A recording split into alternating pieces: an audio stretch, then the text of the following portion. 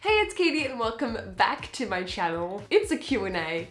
Yay. So recently I asked you guys on my Instagram story what questions you had for me for a Q&A, and I'm just gonna answer them. I feel like it's been quite a while since I've done this and there's been a lot that's happened, so I thought why not do a little update, a little catch up, a little chat. Why not? Also, my shirt says YOLO. I won it in our family op shop, Chris Kringle, and I think it's one of the best gifts I've ever gotten, so thank you to my sister. Okay, let's begin. Your favorite memory in 2020? That's a struggle. No, I feel like it was probably seeing Six with my mum. That was way back, I think it was the 4th of January 2020. So right off the bat, it seemed like it was gonna be a great year. Favorite Once Upon a Time season? Absolutely season 3. I love the Neverland arc at the start. And then in part 2 of season 3, I love Zelina. So it's like that whole season is just peak. Absolutely love it, season 3. Have you seen the Frozen show? It's my favorite. Yes, I got to see it in December with my friend and I'm seeing it again soon with my cousin. I loved it so much. I knew it was gonna be great because I was like, it's Disney, it's Frozen, it's gonna be great, but it absolutely exceeded all my expectations. I loved it so much. Have you ever been to Scotland? Yes, I have. It was one of my big bucket list places to visit for so long, and I was so lucky that I was able to go with my family. What do you work as and what would be your dream job? I feel like I don't really talk about my job very much at all. I was previously working as a digital producer for Nickelodeon Australia, which I loved so much. And I'm now working as a production assistant on another show, not for Nickelodeon, for another company. And I think my dream job is to work in production, either TV or film, somewhere in Australia, but I don't actually know which roles, which is why I like to switch around and try lots of different things. But at the moment, I'm not really sure. I'm kind of just taking it day by day. I think what I found out as I've gotten older is that no one at all knows what they're doing. So I'm trying to take the pressure off myself to decide what I want to do. Sorry about that really long-winded answer. Glinda or Elphaba for a dream role? I think if I had the ability to sing, I might actually pick Glinda because I just want to perform popular. That's like, I just want to do that so much. But I also really want to perform Defying Gravity and The Wizard and I and No Good Deed. Oh my gosh, No Good Deed. My indecisive self can never pick anything and is always like, I have 3 favorites, which just doesn't really make sense. Glinda if I could perform popular. Elphaba if I could perform any of the others. Favorite closet cosplay? For Halloween last year, I made myself a Padme from Attack of the Clones costume, and I was pretty happy with that one. So I would say that is my favorite closet cosplay. Did you have any interest in theater before going to see Wicked for the first time? This is a good question because I always talk about loving theater from when I saw Wicked. Before I saw Wicked, we saw Hairspray as a family, which my sisters and I loved. And around the same time, we also saw Mary Poppins, which we also loved. So I'd seen a few, and I saw my first musical when I was like 9, which was Peter Pan. So I'd had some sort of introduction to it, but I wasn't as hooked on musical theater until I saw Wicked, because that was one where I have said before, I'm pretty sure I didn't blink the entire time I saw the show because I didn't want to miss anything. So I was just like so in awe of what was happening, and that was where I really found my love of musical theater. Are there any books or movies you think should be made into musicals? This is wild, but could you imagine The Hunger Games as a musical? And I know I've said this before, but Star Wars as a musical? I don't know why, but I feel like it's very theatrical and I just get theater vibes from it. And it's got so many moments that would have a song. Like, I can just see it now. Bring in the music that John Williams has made and then bring in John Williams again to help compose some musical theater versions of those songs. I feel like it'd be very cool. Any advice for people who are struggling? I am so sorry to hear that you are struggling, and I just want to say, I completely understand. Regardless of everything that's happening in the world, just living is hard. And there's so much going on. What I would say is just really try and be as present as you can.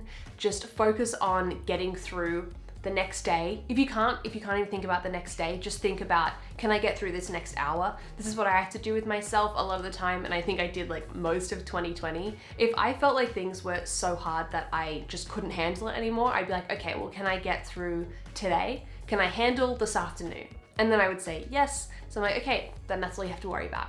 And then the next day you wake up and you're like, can I get through today? Yes, you can. You'll find that you are so much more capable than you even realize that you are. And this is something that I'm still learning as well. So if you are struggling, just do what you need to do. Focus on yourself. Don't worry about anything else. Do what makes you the happiest and makes you feel the most comfortable, and then go from there. I hope that helps, and I really hope you're okay. What Broadway show do you wish would come back?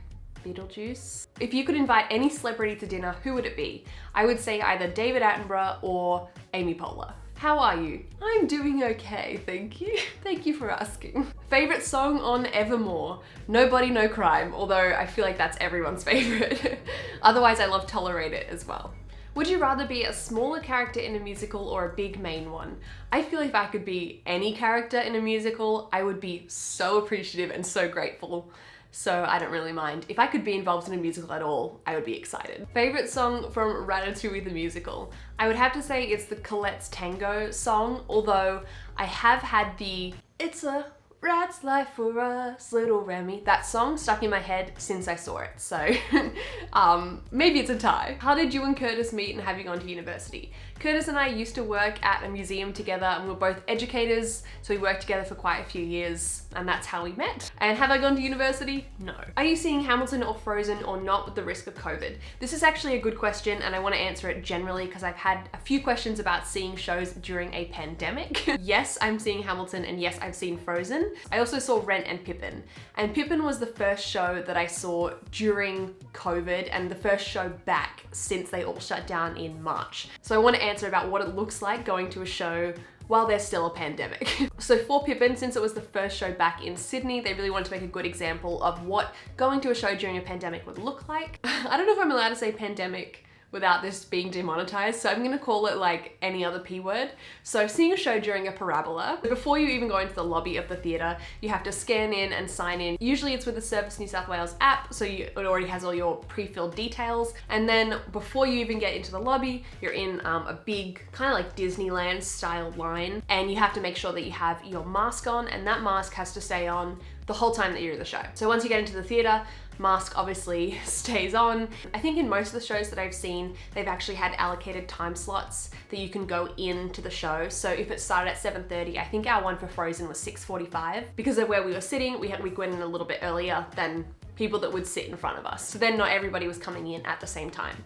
The only reason you would be allowed to take off your mask is if you were eating or drinking. You are not allowed to eat or drink in the lobby. It can only be at your seat because you're supposed to be seated if you're eating or drinking. And you can take off your mask, eat then, and then you have to put it straight back on. I recently saw Rent at the Sydney Opera House, and at Rent, they actually had a seat in between each booking. So Curtis and I were sitting together, then there was a seat, and then there was the next booking.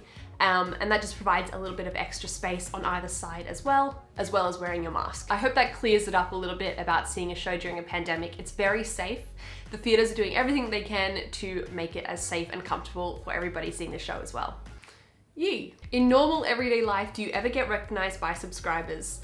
No, I don't know about in normal everyday life, but definitely when I saw Six at the Opera House, I think at the few shows that I went and saw, there were subscribers there, and I was so excited because I did not expect that at all. But I feel like that's very much the environment that I would meet you guys.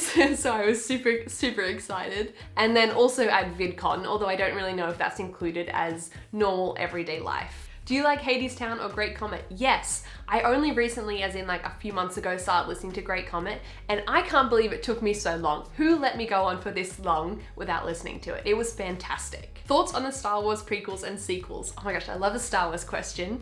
The prequels, for so long, I was like, oh, I'm not gonna watch them. Everyone says they're so bad. And cut to me last year, now a massive prequels stan. Particularly Revenge of the Sith. I would actually say that that is my favorite Star Wars movie out of all of them. Revenge of the Sith and then Empire Strikes Back. Important. Top two. But the sequels I also really enjoyed. This is wild, but I'd seen the original trilogy and then I saw the sequels and then I saw the prequels. So it's like really weird order. So when I saw the sequels, I was just like, yay, cool space adventure movie. And I didn't really have that connection to it as much as I do now. So I really enjoyed them. I thought they were great, and I really like the characters. And I love Kylo Ren. So there's that. And BB-8. Favorite cheese, brie or camembert? or cheddar. Very basic. Do you share your apartment with your friends? No, I actually used to live in an apartment with Curtis and his sisters, and there was the 4 of us all living together, but then Curtis and I moved in June last year, so now it's in a house by ourselves, which is very fun and very fresh and cool. Oh, there's also Henry there, our cat. How many playbills do you have? 1 second. These are my playbill binders, as you may have seen from my Crafternoons video where I designed these covers, but I'm not actually sure how many. Do you want me to count? Let me count right now. 43. I don't know if there's a question in there, but my favorite one is this Wicked one that I got signed when I went and saw Wicked at the Gershwin Theatre in New York City in 2015, and this If Then playbill that I also got signed by the original cast. One of the best nights that I've ever had. Well, that's all the questions I'm going to answer today. I hope you enjoyed this video. Thank you so much for watching. I hope you're having an amazing day and I hope you're staying safe. And let me know what videos you want to see in the next few weeks. I hope you're having an amazing day and I'll see you soon with a new video. Bye!